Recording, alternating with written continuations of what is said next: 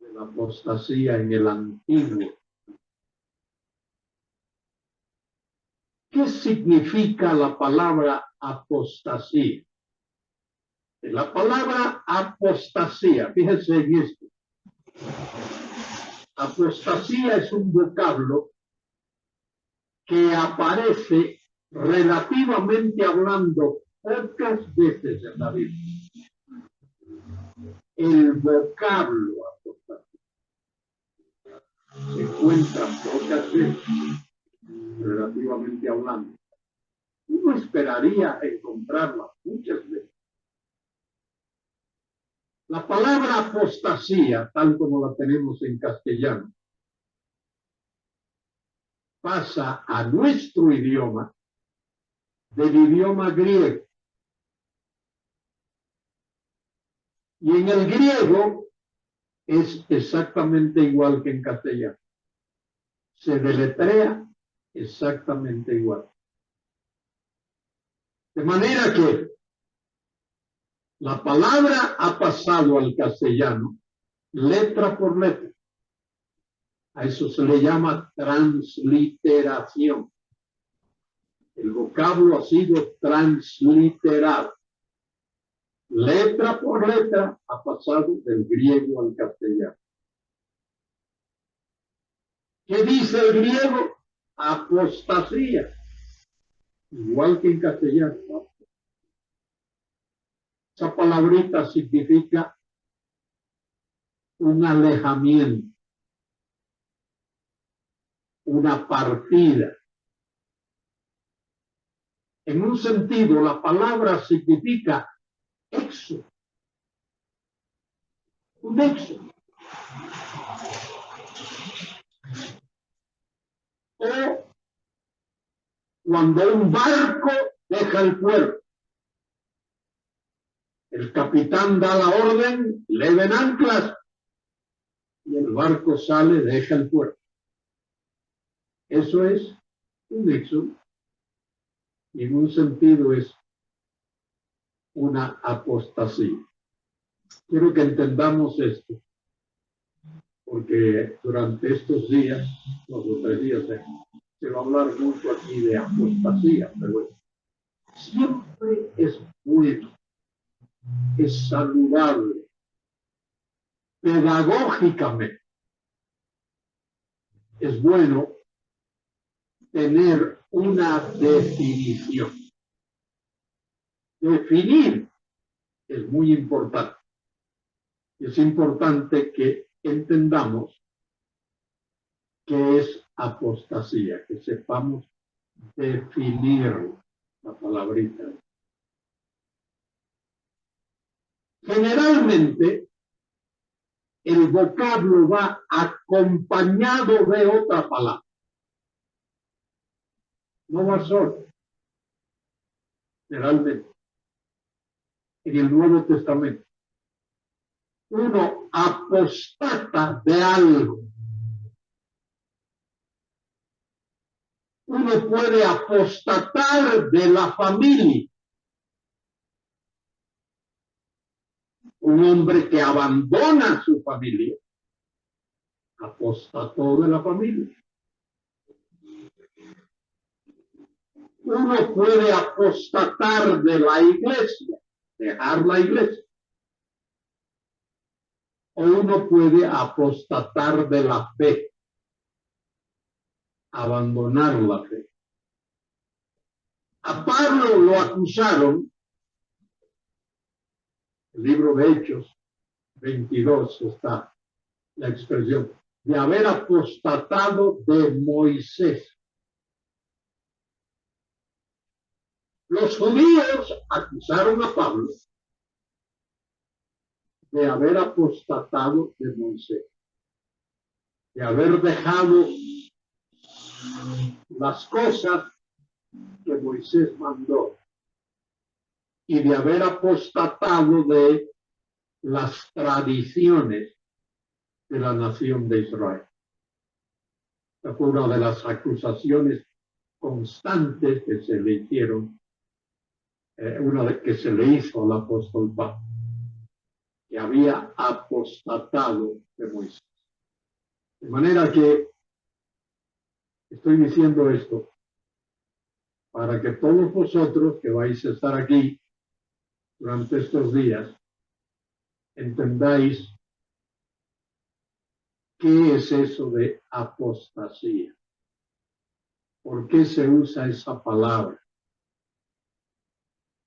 ¿Qué énfasis tiene? ¿Qué significado tiene? ¿Qué valor tiene?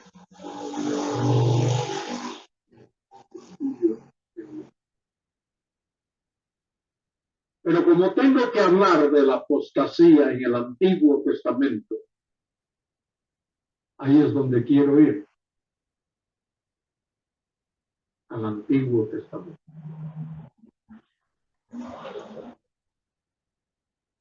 Todo lo que el Nuevo Testamento enseña está basado, la base del Nuevo Testamento es el Antiguo Testamento. Si alguien estudia el Nuevo Testamento y no estudia el Antiguo Testamento, no va a entender. Para poder entender el Antiguo Testamento, perdón, para poder entender el Nuevo Testamento, hay que entender el Antiguo.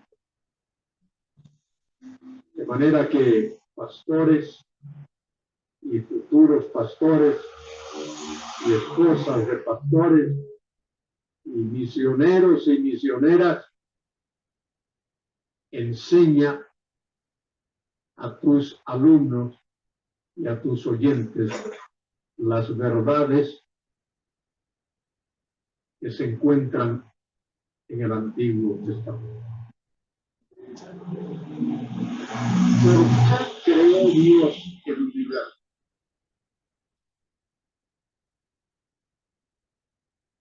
¿Por qué comienza la Biblia como comienza? En el principio creó Dios los cielos y la tierra. ¿Alguna vez has pensado en eso? ¿Por qué dice así? Génesis 1:1. En el principio creó Dios los cielos y la tierra. Ese Berechit, la primera palabra que aparece en la Biblia es esa. Berechit. Berechit significa en el principio. ¿Y por qué dice los cielos? Esto incluye un montón de cosas, pero dice y la tierra. ¿Por qué no dice y la tierra y Júpiter y Saturno y Neptuno y Urano? ¿Por qué no menciona los planetas? Porque Dios tiene un objetivo concreto para la tierra. Dios creó la tierra para que el hombre la habitase. La tierra es el habitáculo primordialmente del ser humano, del hombre. Dios no creó la tierra para los ángeles y arcángeles y querubines y serafines. Dios creó la tierra primordialmente para el hombre. Para los ángeles Dios creó los cielos. Miramos y vemos nubes, no me refiero a las nubes que vemos, más allá de las nubes. El habitáculo de los ángeles es más allá, no es la tierra, no es las nubes, es más allá. Y luego está lo que llamamos el tercer cielo, que es la habitación de Dios vivo. ¿Por qué menciono esto? Porque la palabra apostasía, que significa salida, partida, éxodo, etcétera, etcétera, tiene que ver muchísimo, muchísimo con algo con lo que estamos familiarizados. Tiene que ver con rebelión. Es más, la palabra apostasía, las relativamente pocas veces que aparece en el Antiguo Testamento, casi siempre se traduce rebelión.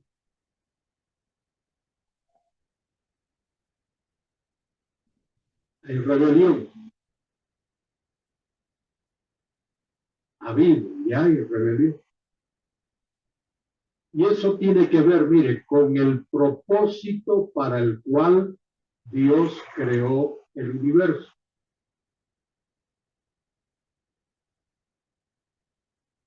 Dios creó el universo, la creación. Eso que dice Génesis 1, 1 y 2.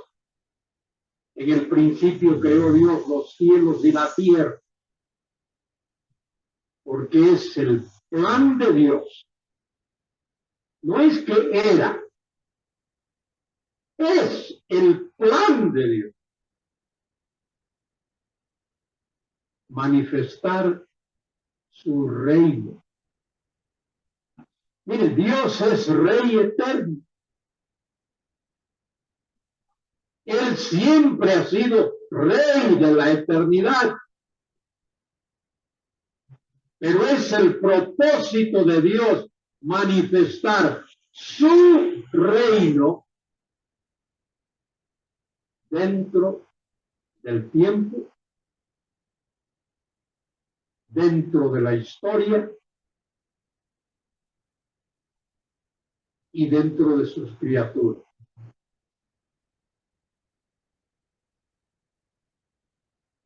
Lo primero que Dios creó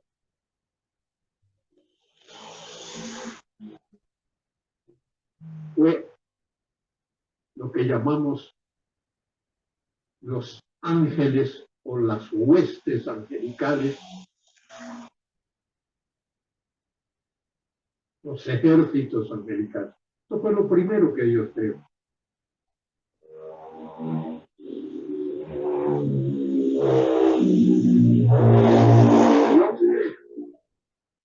Cielos y tierra. Forma la tierra. Crea la tierra. ¿Qué ocurre? El ángel más bello, el querubín más bello, invade territorio que no es el que Dios tiene para él. Las huestes angelicales en los lugares celestiales. El hombre en la tierra. Y el propósito de Dios al crear todo lo que Él ha creado para manifestar su reino. Luis lo mencionó esta mañana varias veces. Es para que Dios sea glorificado. La gloria de Dios. Su gloria. Que su gloria sea vista que su gloria sea admirada.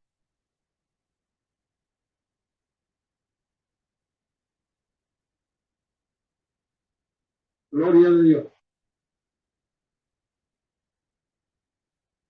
En el Antiguo Testamento, en el hebreo, la palabra gloria, una palabrita muy interesante, kabod, kabod, es gloria. En el Nuevo Testamento la palabra es doxa. Doxa tiene que ver con brillo, con esplendor, con fulgor. Y originalmente la palabra kabod, que es la palabra hebrea en el Antiguo Testamento, significaba algo pesado, el peso de algo. Y de ahí es tomada la palabra, porque la gloria de Dios es el peso de ese resplandor, de esa majestad, de eso que es digno de admiración, ese gran peso. Poco a poco esa palabra se va transformando hasta adquirir el significado que tiene hoy, gloria.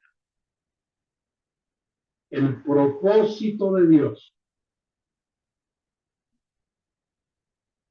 de crear la creación, disculpen la redundancia, el propósito de Dios de crear la creación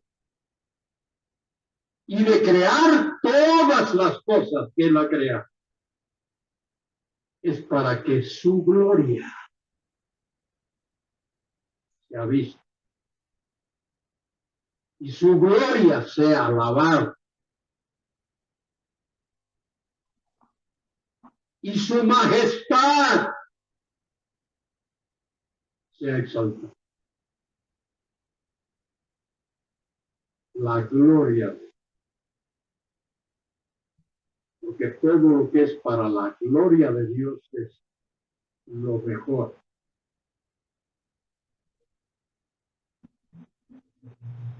Por eso cuando Pablo habla de el pecado, cuando escribe del pecado, entra en la experiencia humana. Dice, por cuanto todos pecaron, ¿qué más? Están destituidos de la gloria de Dios. En la traducción esa, están destituidos. En realidad significa se han quedado cortos de la gloria de Dios. El hombre se ha quedado corto.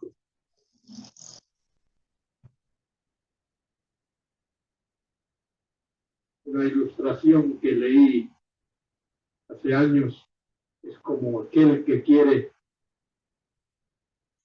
saltar un precipicio. Quiere saltar de un lado al otro. Y hay, vamos a decir, 10 metros, 12 metros de separación de un lado al otro. Uno puede saltar y tiene la mala fortuna de que solo salta 5 metros para abajo.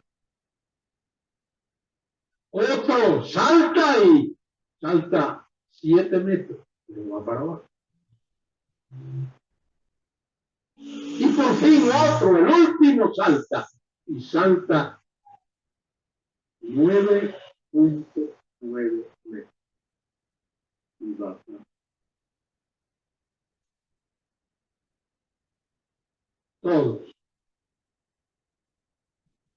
Todos nos hemos quedado cortos de la gloria de Dios. Y la gloria de Dios es la meta. La gloria de Dios para su creación es el objetivo.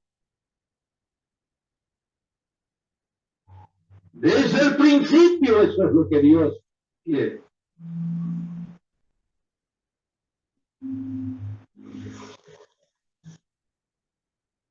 Hablaba hace un momento de Lucifer. Fíjese cómo la palabra de Dios describe allí en el capítulo 28 del libro de Ezequiel. De paso, nunca he oído una exposición del libro de Ezequiel. He leído comentarios, no hay mucho, pero nunca he ido a una iglesia donde el pastor haya comenzado con Ezequiel 1:1 y haya expuesto todo el libro. A lo mejor aquí hay alguien que lo ha hecho, pero nunca he ido a una iglesia donde eso haya ocurrido. Toño lo ha hecho. Viva Toño. Y Toño sabe que muy poco se arriesga. Mira lo que dice Ezequiel 28 acerca de ese ser que ha querido trastornar, entorpecer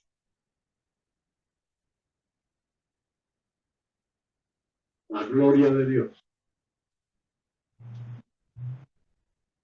La primera rebelión, la primera apostasía en el universo, y lo tenemos. Dice allí en el versículo 12, hijo de hombre, levanta endechas sobre el rey de Tiro. Y se usa aquí la figura del rey de Tiro, porque los reyes de la antigüedad, todos se consideraban dioses. Todos los reyes de la antigüedad. Por eso se hacían un palacio muy suntuoso, enorme, lujoso, todo. Rey de Tiro. Y dile, así ha dicho Jehová el Señor, tú eres el sello de la perfección, lleno de sabiduría y acabado en hermosura. Fíjense ahí, lo único humano, por así decir, es hasta donde dice rey de Tiro. Todo lo que sigue ya se sale del ámbito de lo humano, de lo terrenal. Y miren lo que dice. Tú eres el sello de la perfección, lleno de sabiduría y acabado en hermosura. En Edén, en el huerto de Dios, estuviste de toda piedra preciosa, era tu vestidura, de cornelina, topacio, jaspe, crisólito, berilo, ónice, zafiro, carbunculo, esmeralda, oro y oro, los primores de tus tamboriles y flautas estuvieron preparados para ti en el día de tu creación. Tu querubín grande, protector. Yo te puse en el santo monte de Dios. Allí estuviste en medio de las piedras de fuego. Te paseabas. Perfecto eras en todos tus caminos. Desde el día que fuiste creado hasta que se halló en ti maldad. Y ese concepto ahí de maldad tiene que ver con rebelión y tiene que ver con apostasía. De manera que ese querubín bello, ese ser angelical hermoso, hermosísimo, indescriptiblemente hermoso, fue el primer apóstol de la creación de Dios. Él armó la rebelión. y ha querido formar, organizar un reino de tinieblas. El reino de Dios es un reino de luz. El reino del enemigo de Dios es un reino de tinieblas. ¿Qué es lo que Dios ha estado haciendo y que continúa haciendo y que lo hará hasta su conclusión? Dios está en la actividad, en la tarea, en el trabajo de fraguar el mejor de los mundos. Pues lo que Dios quiere. Y desde el principio es lo que Dios ha estado haciendo. Por eso cuando la Biblia dice, en el principio creó Dios los cielos y la tierra.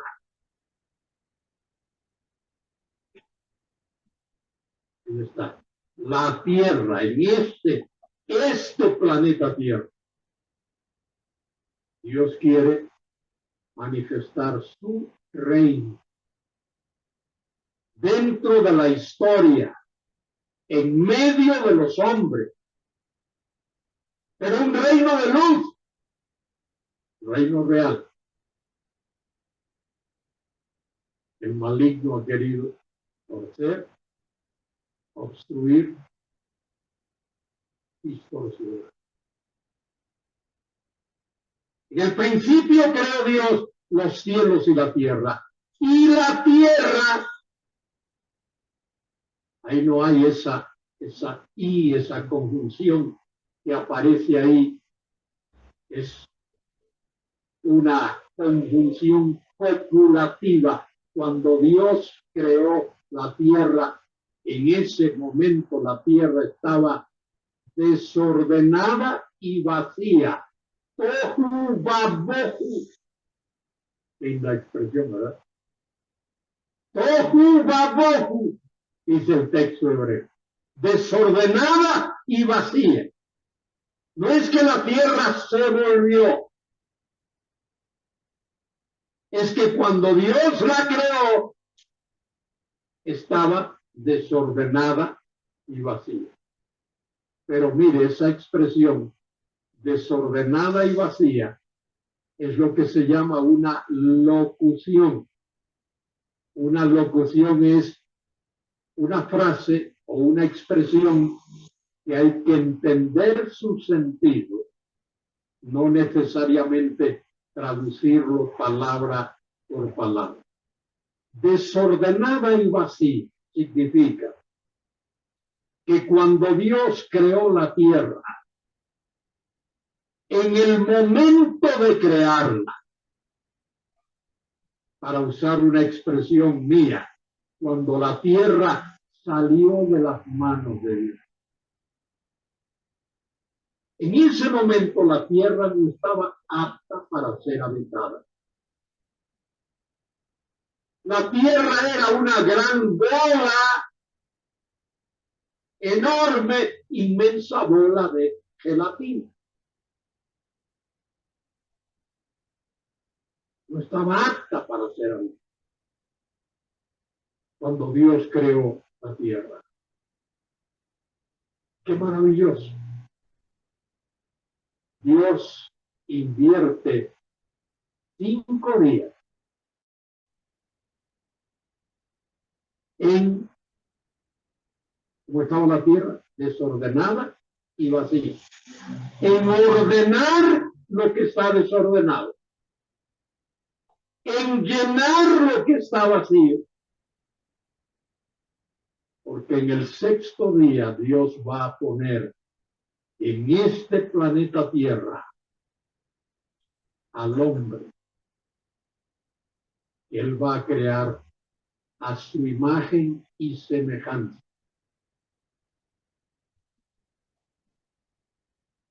¿Para qué creó Dios al hombre? Dios lo creó para que el hombre fuese virrey de Dios en la tierra. Para que el hombre fuese vasallo de Dios en la tierra. Y Dios ordena lo que está desordenado, llena lo que está vacío, y en el sexto día forma el barro de la tierra a Adán. La palabra Adán significa barro. Y Dios sopla en Adán el soplo de la vida, el Ruach, dice el texto. Ruach, el espíritu de la vida. Y en ese momento el hombre es un ser viviente. Y ser viviente significa que es una persona. Dios crea a esa persona, a ese hombre, para que el hombre sea su virrey en la tierra. Para que sea su vasallo en la tierra. Para que le obedezca en la tierra. Para que lo represente en la tierra.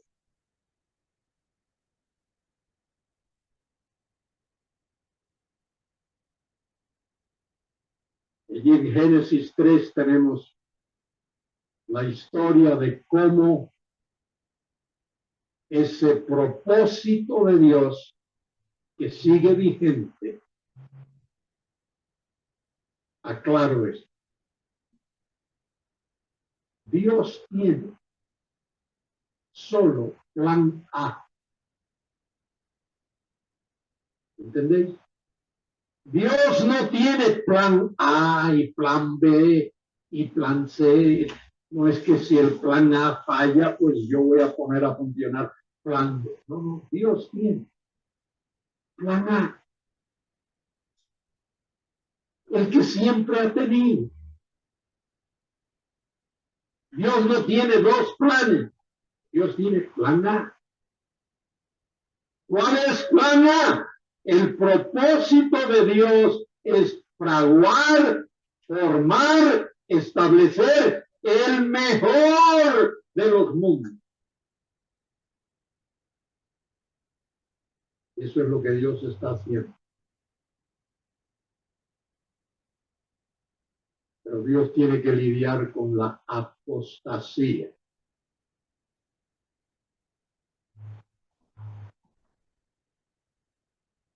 Esa apostasía significa que Dios tiene que lidiar con las huestes angelicales satánicas. Hubo una rebelión antes de la creación del hombre, hubo una rebelión.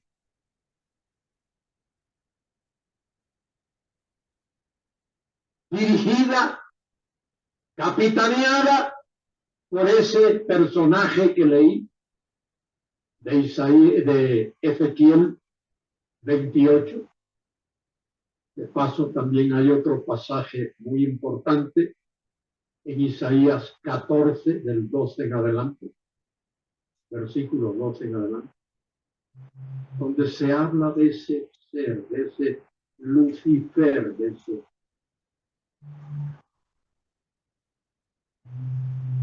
pregunta que me hacen a cada rato, por internet, por la radio, por carta. Si Dios sabía que Lucifer iba a pecar, ¿por qué lo creó? Pues lo hacen cosas. Si Dios sabía que Adán iba a pecar. Señores, miren, no es que Dios sabía que Lucifer iba a pecar. A lo mejor hay algún, o más de uno, teólogo liberal que dice, no, es que Dios no sabía. No es que Dios solo sabía, es que ese es el plan de Dios.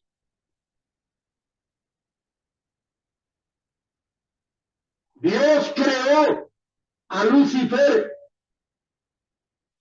y lo incluyó en su plan,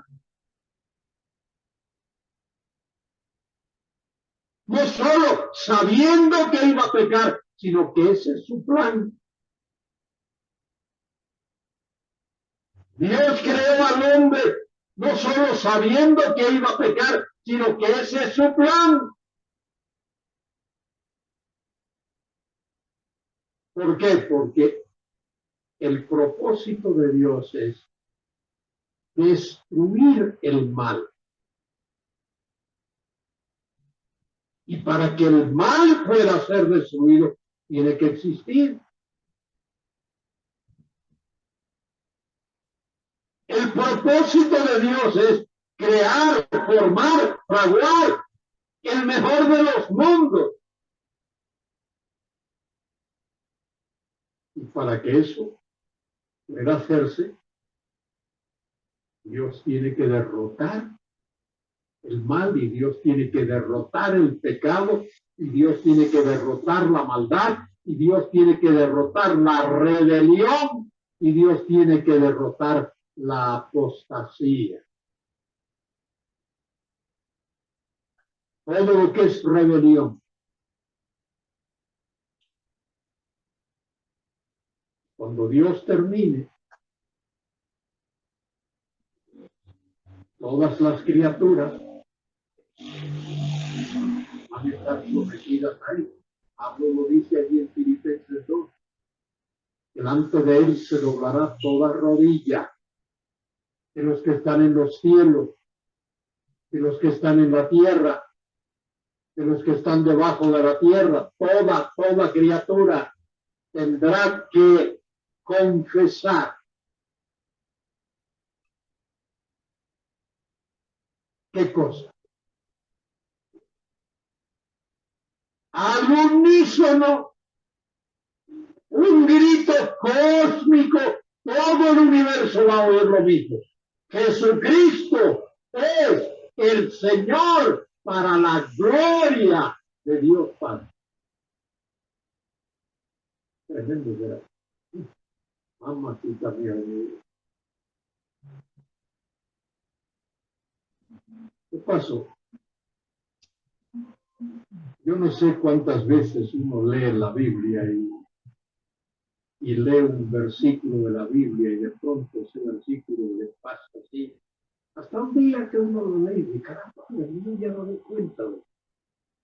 Eso me pasó a mí mucho con Hebreos capítulo 2. Hebreos capítulo 2. Es otro libro que se estudia poco. La epístola a los hebreos.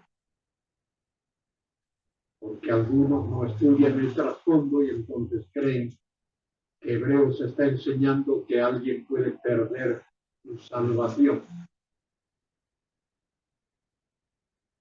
Miren lo que dice Hebreos capítulo 2. El capítulo comienza con un por tanto. Ese por tanto significa sobre la base de todo lo que os he dicho antes. Es necesario que con mucha más diligencia atendamos a las cosas que hemos oído, no sea que nos deslicemos y no prestamos atención, resbale, apostasía. Porque si la palabra dicha por medio de los ángeles fue firme, ¿cuál fue la palabra dicha por medio de los ángeles?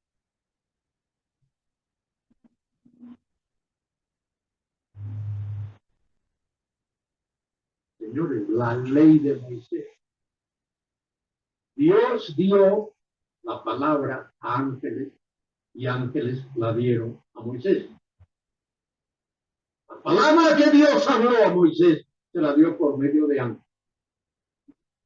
Bien, dice allí, porque si la palabra dicha por medio de los ángeles fue firme, y toda transgresión y desobediencia recibió justa retribución, ¿cómo escaparemos nosotros si descuidamos una salvación tan grande, la cual, habiendo sido anunciada primeramente por el Señor, nos fue confirmada por los que oyeron?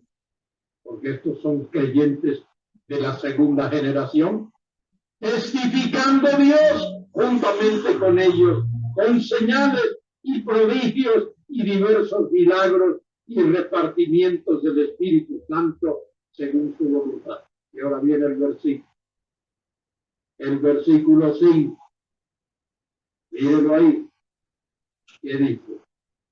Porque no sujetó a los ángeles el mundo venidero. Este mundo, en el plan perfecto de Dios, este mundo en el cual tú y yo vivimos, está sujeto a ángeles. No nos damos cuenta de eso. El presidente de España, voy a comenzar por España, un ángel perverso que lo aconseja.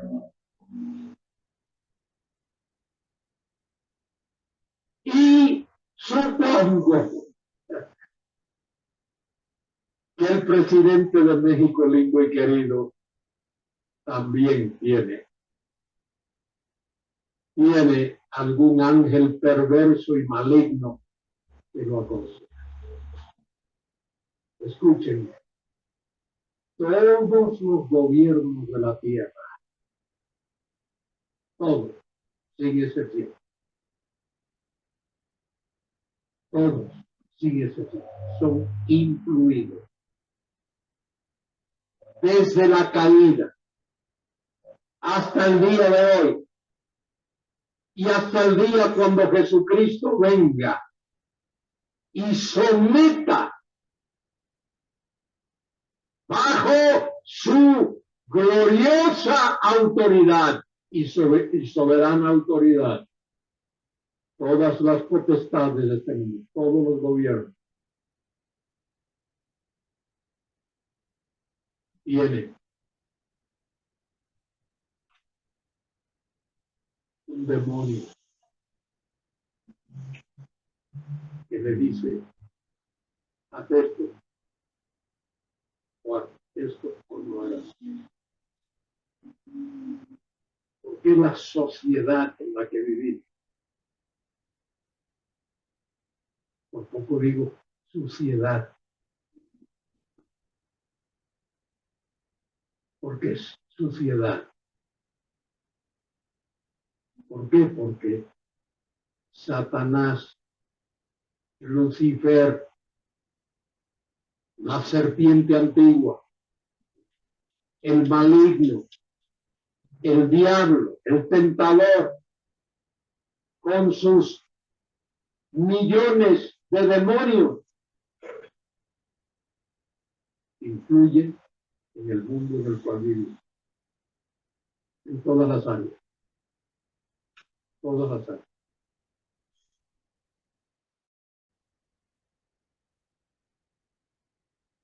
Por eso tenemos que, bueno, no por eso, pero esa es una razón poderosa por la que creo en la soberana elección de Dios. Porque si no fuese por la soberana elección de Dios, nadie en este mundo sería salvo. Soberanamente. Pero ¿qué dice ahí? Porque no sujetó a los ángeles el mundo venidero. El mundo venidero es el mundo del Mesías. El mundo venidero es aquel que va a ser establecido en esta tierra cuando Cristo venga. Digan lo que digan por ahí, no estamos en el reino ahora.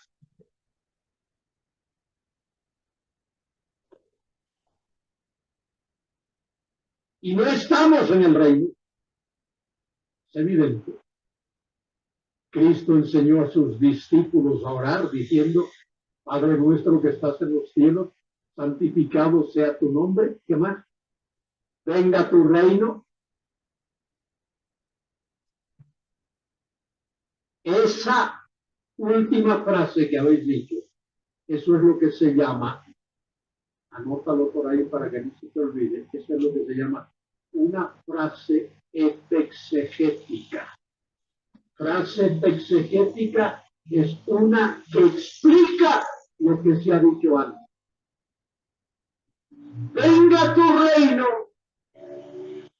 queda explicado por lo que sí.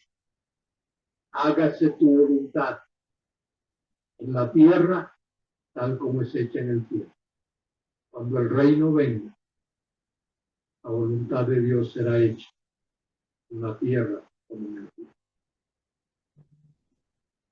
Una cosita más. Todo lo que he dicho en esta mañana es preparatorio para lo que diré en algún otro momento en alguna otra conferencia. El propósito de Dios es manifestar su gloria eterna dentro de la historia, dentro de los hombres y en esta tierra en la cual estamos viviendo.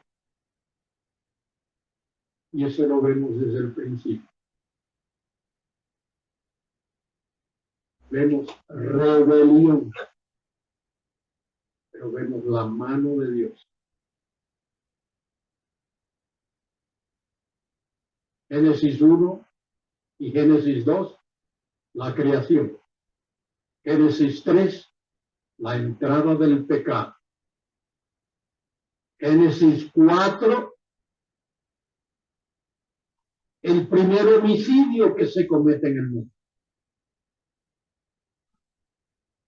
¿Y sabe quién fue el primer homicida en el mundo?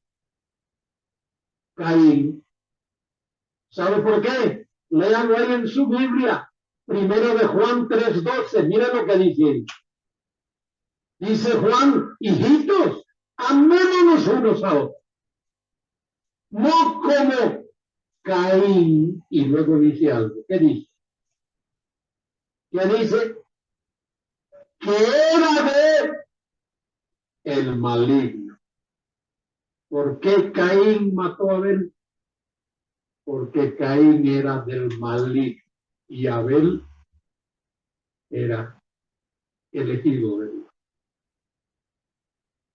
Caín era del maligno. Estaba lleno del diablo. Caín estaba lleno de Satanás. En este mundo, hermanos y hermanas, en este mundo, en realidad, hay dos grupos de personas. Hay los que son simiente de la serpiente, el diablo, y simiente de la mujer. Son los dos. Simiente de la mujer tiene que ver con esos que Dios ha elegido para que entren a formar parte de su plan. Simiente de las serpientes, la tremenda cantidad de personas en este mundo. Son rebeldes contra Dios. Y apostasía tiene que ver con rebelión. A veces limitamos la palabra a la iglesia. Gente que sale de la iglesia o se va de la iglesia que nunca formaba parte de la iglesia. Pero apostasía tiene que ver con rebelión. Mateo habla de eso en el capítulo 13 cuando registra allí las parábolas. las parábolas del reino que le llamamos. Hubo 8 parábolas, son 8. 7 de ellas los discípulos no tuvieron problema. Entendieron al Señor. Pero hubo una que los deslumbró. Y tan pronto Jesús terminó, lo llamaron aparte. Señor, explícanos esta parábola. No le preguntaron de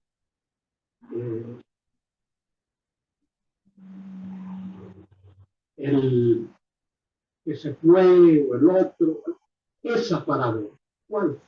El trigo y la cizaña. A veces esa parábola se usa mal, predicadores sin darse cuenta, cuando alguien en la iglesia está chismeando, le dice, ¿qué está sembrando cizaña? No tiene nada que ver con eso. Cuando los discípulos le dicen, Señor, explícanos esta parábola, Cristo les dice, mira, esto es lo que es esta parábola. La buena semilla son los hijos del reino que el Hijo del Hombre plantó. La buena semilla habla de persona. Y dice, la cizaña son los que el maligno sembró. Son los hijos del diablo. En este mundo hay hijos del diablo. En este mundo hay personas a las que no importa lo que tú le digas, no entienden, ni quieren entender, ni oyen, ni quieren oír. Pero hay aquellos que tú les hablas y quieren oír más, y saber más, y saber más.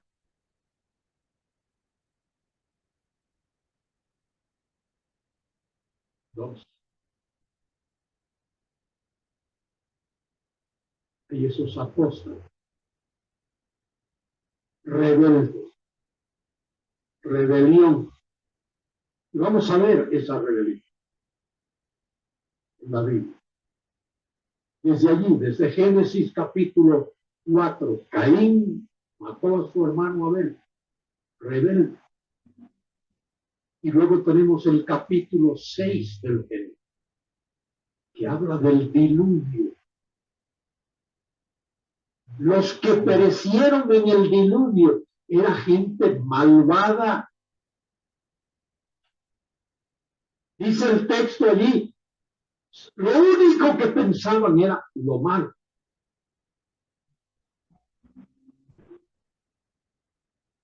De tal manera que a Dios le pesó en su corazón. Dice allí, se arrepintió, pero no, Dios no se arrepiente.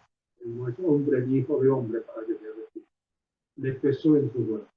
Eso es una manera de hablarnos de que Dios es sensible a la condición humana y a la pecaminosidad humana. Y fíjese, Noé predicó 120 años. Y la gente lo único que hizo fue burlarse.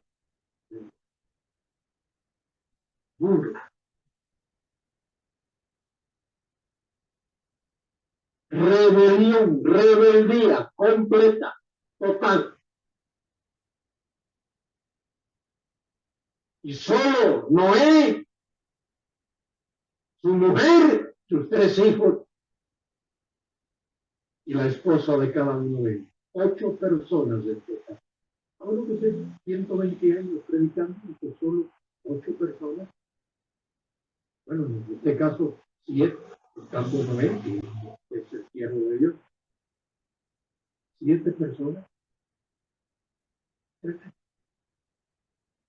Y de paso, esa gente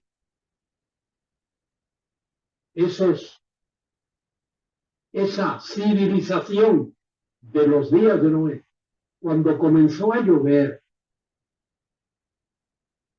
y cuando el arca comenzó a flotar,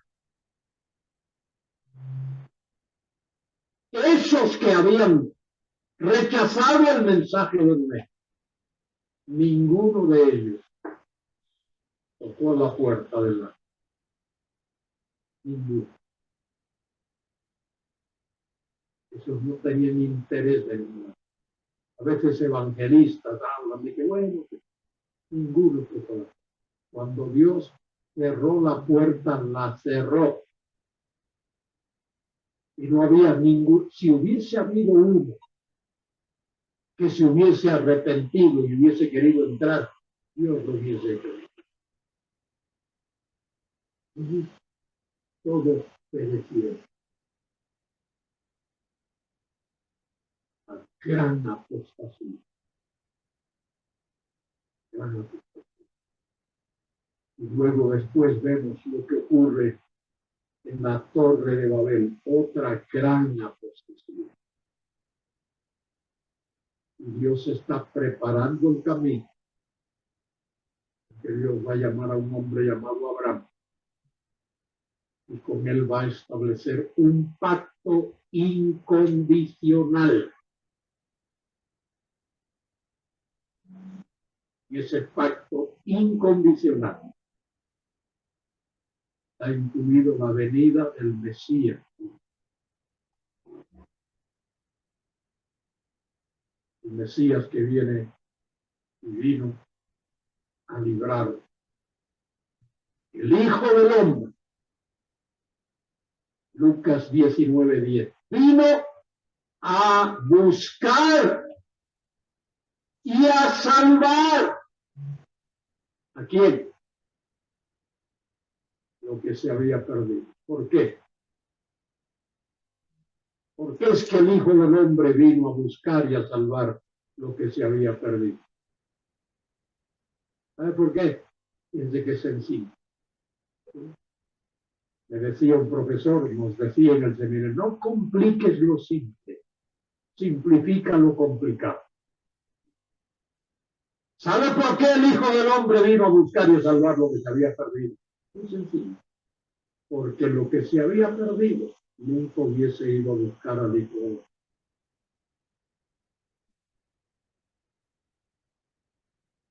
Por eso es que Dios viene. Dice Juan 6:44. Dice la Reina Valera, ninguno puede venir a mí si el Padre que me envió no le trajere. El verbo traer ahí es un verbo que significa arrastrar. Ninguno puede venir a mí si el Padre que me envió no lo arrastrare. Dios tiene que arrastrar a pecadores que vengan a él. Muy bien. Y aquí en adelante vamos a entrar en los temas de las grandes apostasías del Antiguo Testamento. Vamos a ver varias de estas grandes apostasías del Antiguo Testamento. Y luego al final creo que tengo que hablar de la apostasía de los últimos tiempos. Va a haber una gran apostasía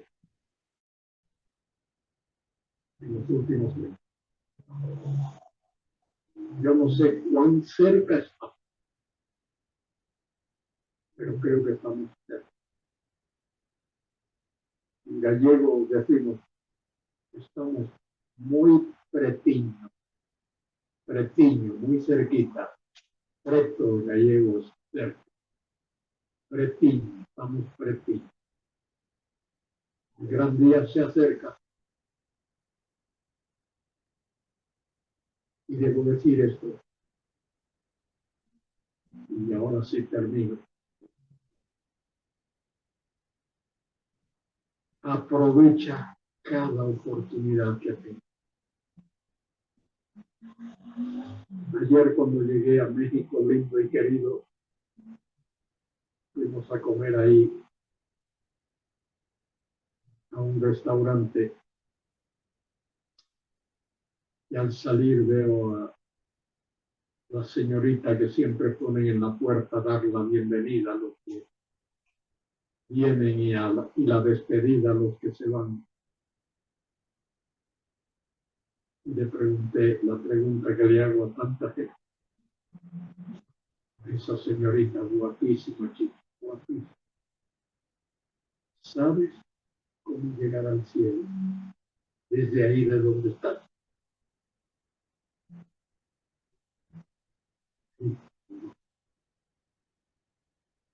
¿Me permites que te lo diga en 30 segundos? Y no gasté más de 30 segundos en compartirle el Evangelio. Y le dije, mira, vas a tener momentos aquí que no vas a tener a nadie, a ningún cliente, nadie que te robe el tiempo. Habla con Dios así como estás hablando conmigo ahora. Y dile, Dios, te necesito. Perdona mis pecados. Era mi vida, salva. Y la dejo con esa inquietud. Cuando llegué al aeropuerto y fui allí al oficial de migración, me dijo, ¿cuántos días va usted a estar aquí en México? Siempre preguntan esto. Alrededor de 10 días. No recordaba cuánto dije lo que me vino a la mente. ¿Y qué viene a hacer? Le digo, mire señor, vengo a hacer algo que es sumamente importante. Vengo aquí a enseñar las sagradas escrituras, la palabra de Dios. Y si tengo la oportunidad, vengo a decirle a mexicanos cómo salir de las tinieblas a la luz de Jesucristo. ¿Sabe lo que me dijo el hombre? Me dijo, oiga, yo necesito oír eso. Le digo, lástima que no podamos sentarnos usted y yo y hablar de eso. Hermanos, no pierdas ninguna oportunidad. No te avergüences de decirle a nadie que Cristo es el único Salvador. Pablo dijo, no me avergüenzo del Evangelio. Creo que Pablo quiso decir ahí, no me avergüenzo de decirle a nadie, soy cristiano. Porque es poder de Dios para salvación a todo aquel que cree. Qué tremendo que Dios lo ha resumido todo en eso de creer.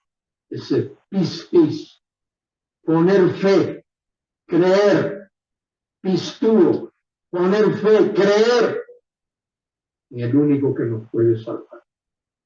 Querido Toño, gracias por darme el privilegio de